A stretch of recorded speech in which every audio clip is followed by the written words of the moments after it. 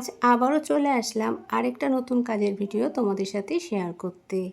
এখন কিন্তু উলের কাজ ভীষণ ট্রেন্ডিংয়ে চলছে, তাই আমিও বসে পড়ি নিত্য নতুন উলের কাজ করতে।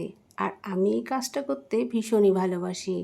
প্রত্যেক দিন তোমাদের সাথে কিছু না কিছু নতুন ভিডিও শেয়ার করে থাকি, আর তোমরা তাতে অনেক ভালোবাসা দিয়ে থাকো। আজকে আমি এখানে সবুজ আর লাল উলকে দিয়ে একটা সুন্দর ফুল তৈরি করে নিয়েছি। খুবই সহজেই এই ফুলটা তৈরি করে নিয়েছি। তোমরা যারা কুরুশ কাটার কাজ পারো তারা কিন্তু খুবই সহজেই এই ফুলটা তৈরি করে নিতে পারবে।